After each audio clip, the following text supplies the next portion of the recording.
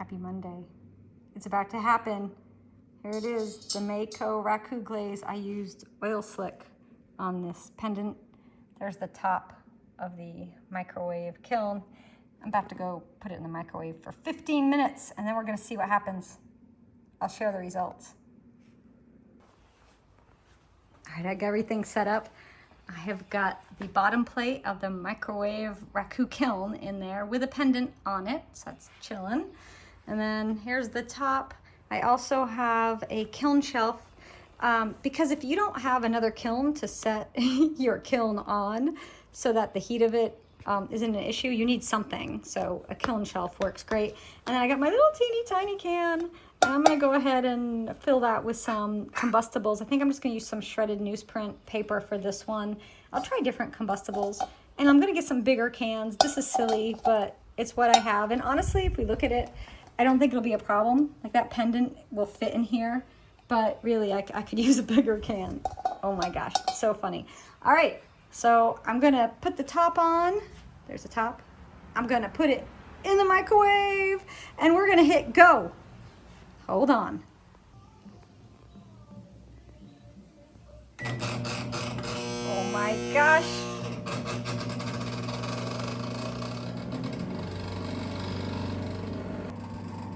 Ooh, it's about to stop. All right, it's done. It's done. I've got my safety gear. All right, I'm gonna take this out. This is like the aftermath. Look at it. It's in this one can here. And this one was filled with some combustible material, but it was just sawdust and some leaves and things, and I think they were a little too wet.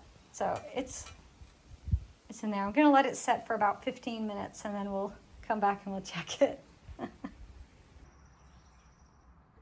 Here are the first two pieces that I did the microwave Raku with. The lighting's not great right now because I'm under the run out. This one actually broke in the firing. You see? Look at that. It's shattered. I got it pretty hot. So there's the microwave. This is actually the kiln, this little piece, that and that. And these here. These are Mako Raku glazes. This is, I believe, oil slick, and this is the copper matte. But we'll go inside. We'll take them inside and we'll double check. But actually, so the microwave I was using is from, well, it was in the house when we moved in. So it's pretty old. And I actually blew the fuse in it. And I don't know if I'm gonna even try to fix it. I might just get a new microwave for using for the microwave Raku. I don't think it's worth it, honestly. I don't think it's worth trying to fix a potentially 20-year or 30-year-old kiln. So let's go inside.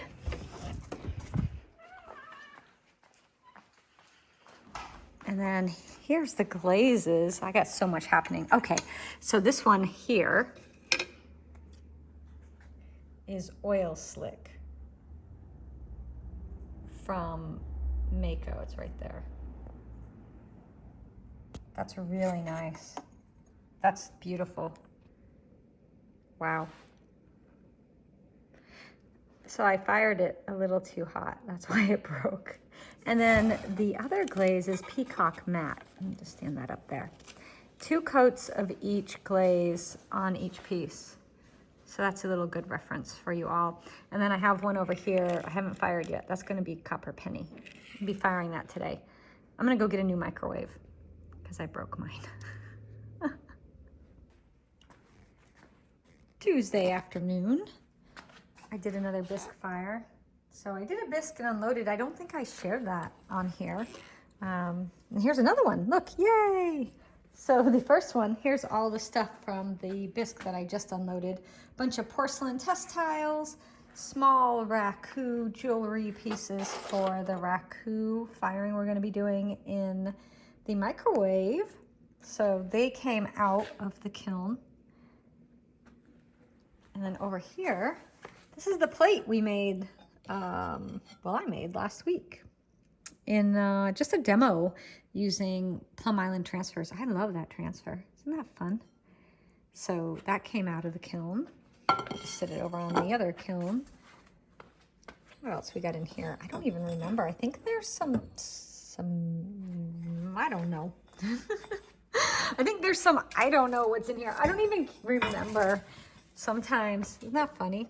All right, so I'll take the kiln post out. I got some jewelry because bead week is coming and this is one of the classes. So we have a bunch of jewelry. I also am gonna do a cool experiment with these mini pots you see right here. So these minis right here, this one, and there's one. There's a mini bowl. So I threw these with Tucker's Smooth Stone Clay. They're really small, but the experiment I'm gonna do with them is gonna be using them in the microwave Raku kiln. I know it's not supposed to be. Oh, there's one more over here too. Put that up there. I know they're not meant to go in a Raku kiln, but let's just set these on the shelf. But I'm gonna do it. I'm gonna do it. So let's put that on this shelf here. Those are Raku clay. That's not. Sometimes what I do is when I'm doing a bunch of different clays, let's grab this, so I don't get confused, because when they're bisque fired, do you know what on here is cone 10? Do you know what's cone 6? Do you know what's Raku? Yeah, me either. How do we know? How do we know? So what I will sometimes do is I'll just take a pencil and I'll write cone 6, like right here, Raku, right? And I'll designate a shelf for that type of clay. Now I do have, this shelf is a cone 10 shelf, and I don't know if you can see, let me pull the rack out, but I did write somewhere, pretty sure I wrote somewhere on it. Ah, yes, right here. See, cone 10. So this shelf is my cone 10 shelf. So I guess I turned it around at some point, but I could write Raku clay on this shelf, and then I could write porcelain or whatever, because it can be hard to tell. Like this is Tucker's Smooth Stone Clay right here. And I only know that because when I did the extruder with this, that was the clay I had. I know that because I just did it recently. But in a year from now, if there's a piece from this firing, like if these are sitting around and I don't glaze fire them all through the process, I am not gonna know. And then I'm gonna end up having a big problem because I might think it's porcelain. So it's a guess to know what things are if you don't mark it somehow. So by writing cone 10 stone, and the only cone 10 I have currently in the studio is my own mix of cone 10 clay, so I don't have to worry about it. I know what that is. And most things are either B-Mix or Tucker Smooth Stone. I don't have a lot of other clays in the studio that are not just a light colored stoneware. And usually you can tell when it's bisqued, if it's not a light colored stoneware, it'll have a darker tint to it. So if I'm using like a red clay or something, I'll be able to tell. And what else we got? Oh, so the bottom. So some more beads. These two are Raku clay. I only know this because I made the leaves out of Raku clay. So out of everything over here, these things are all Raku clay. All the little tiny things, the plates are not. So I know that just because I just made them. Everything else is Raku except my stamp. I had to remake my stamp because I lost my other one. And I know these are porcelain because I just made these because I'm going to be making those glazes we talked about. All right, so the baby kiln is unloaded. I have the elements just came. So I'm going to be changing the elements in this kiln. Let's look at them. How are they doing? Do you see how they're really, a lot of them are really slanted and compressed and out of shape? And I bet when I go to take them out, it's probably going to be really brittle. They're probably going to break. They're not popping out of the element holders too much, but again, this has had, let's see, let's go to menu, last firing status. Let's go down a little more. Firing number 192, right there. So, let's see, oh, there we go, now it shows it. I don't know why it does that on the controller, but it does. I fired this kiln 192 times. It got to 1879. That was a bisque fire, that's fine. It got to temp. But I did notice the last time I did a glaze fire in this little guy, which was this right here. We'll put the cone pack. It's okay, it's a good 5, but usually the 6 bends a little more, so it wasn't quite as hot as I normally do. And that's why I have all these cone packs over here, so I can keep track of what's happening with the firings over time. And there's some more down there. And I usually keep them for a little while, and then I get rid of them. You know, I'll keep like 10 or so, and then I get rid of them, and then I keep the next 10, and you know. All right, so now what am I doing? Well, I am going to be glazing these little guys with Raku glaze and firing them in the microwave Raku kiln. So that's what's next on the agenda, and I will share that as we go through that process. I just did a Raku firing with the microwave. So I've been doing this for a few days now, and I'm really loving it. But I've learned some things, and I broke a microwave. So this is the new one I just bought, and it's cooling right now. It's ridiculously hot here in Vermont today. Like, I don't know, maybe 90 degrees. I broke this one. It was an old one, like 20 years old. So I got a new one. Hamilton Beach, 1,000 watt, 1 cubic foot. It's a good size microwave for doing microwave Raku. And there's the kiln. I actually had to get a new kiln because I overfired my last kiln. Can you see that crack right there? I actually broke the kiln. And this one, I almost broke it because I fired it for 10 minutes. Where's that crack? There's a crack along the side. Yeah, you can kind of see it right there. They only need to go, I think, 8 minutes. But there is a pot in here. I'll get it off one-handed. Do you want to see it? I'm going to show it to you. It's down in here. Oh, do you see? Look at the shiny. You don't want to just reach in with your fingers. Could be hot. That's the bottom. Just going to lay it down. Just put it here. Don't go anywhere. Oh, how hot is that? Sorry. It's a little hot, but it's a weird angle, wasn't it? For the camera. It's tiny. It's a tiny pot, but look at that glaze. Oh, that's copper penny from Mako. That's sweet. Oh, I love it. It came out great. This is a tiny, tiny, tiny pot. Tiny, tiny pot that I threw on my tiny wheel. But it looks huge next to these cans, so you could really pretend with scale. Anyhow, great glaze. Definitely got hot enough. So I'm going to take it down. That was a 10-minute firing. I'm going to do a 8-minute firing. I'm going to load the kiln back up put it back in the microwave. And I'm going to do at least 1, maybe 2 more firings before tonight's class, because it is Wednesday. All right, off to fire another pot. I wanted to share some of the finished pieces we did in the microwave Raku class. I made these little vases. There we go. That little flower didn't last long, did it?